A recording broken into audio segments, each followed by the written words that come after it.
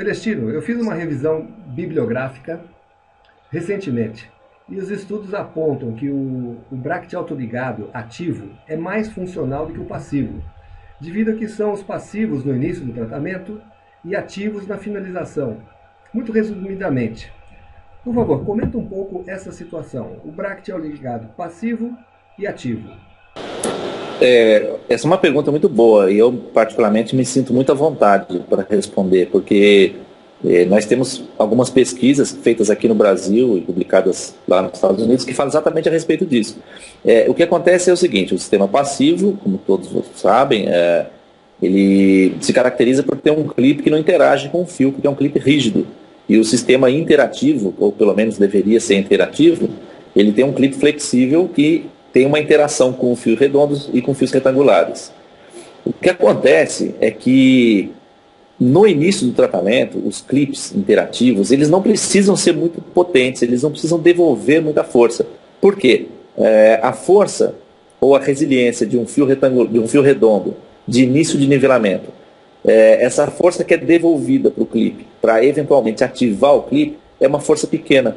Por exemplo, nos testes que a gente fez com várias marcas de fios, um fio redondo 0,16 de níquel titânio termoativado, ele faria, num curso de 1 milímetro, algo em torno de 140 gramas de força.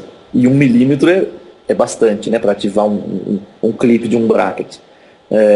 E o que acontece é que um clipe, por exemplo, o clipe de um bracket como o Innovation, da GAC, como o clipe, por exemplo, do BioQuick, da Foresta Dente, são clipes que exercem por volta de 700 gramas de força.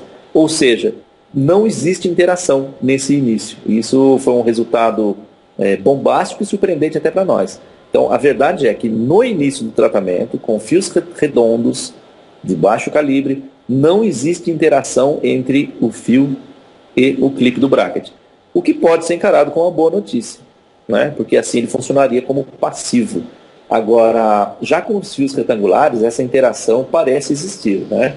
Porque o momento de força que é gerado por um fio retangular, 16 por 22, por exemplo, digamos, de níquel titânio termoativado, ele é compatível com a força que o clipe faz. Então, com os fios retangulares, essa interação existe. Então, para movimentos de terceira ordem, essa interação existe realmente. E nós temos, como nós vamos ver nos gráficos aqui, uma diferença muito grande nesse momento dos fios retangulares entre o bracket interativo e o bracket passivo. A eficiência do bracket interativo é muito maior do que do bracket passivo para fios retangulares. Me parece que o bracket passivo, você sai de um torque muito baixo para um torque excessivamente alto, muito rápido. Coisa que o bracket interativo ele consegue trabalhar essa situação de mudança de torque de uma forma mais lenta. É por aí? Exatamente, exatamente.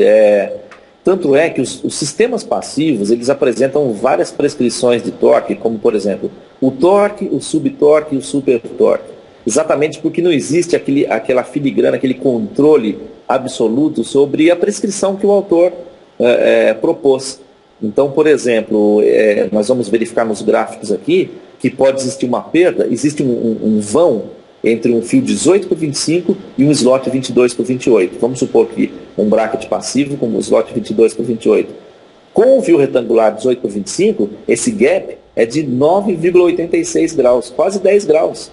Então, por exemplo, uma prescrição para um incisivo com 12 graus superior, por exemplo, para vestibular, ao se utilizar um sistema passivo, esse gap pode ser quase 10 graus, ou seja, nós estamos falando ou de 22 graus ou de 2 graus, depende de onde está o gap, se está no teto ou no piso do bracket.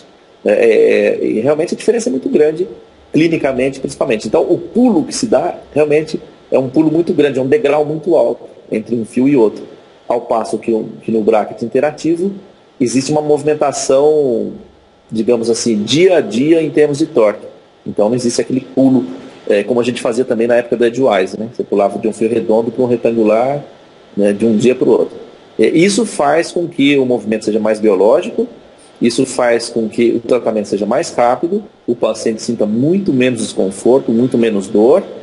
E se a gente for se aprofundar mais, nós vamos ver que, por exemplo, isso eu tenho escrito no capítulo 2 do meu livro, que a qualidade do osso neoformado, quando você tem não esses pulos, mas uma continuidade de movimento, a qualidade do osso neoformado é totalmente diferente. O osso, as lamelas ósseas são muito mais compactadas e o osso neoformado ele praticamente já nasce maduro, por uma questão de oxigenação dos osteoblastos. Então, essa informação que você está dando é interessante, que não é só o que a gente vê, mas o que a gente não vê que está acontecendo, que faz uma diferença do Bract interativo ser um Bract realmente mais eficiente.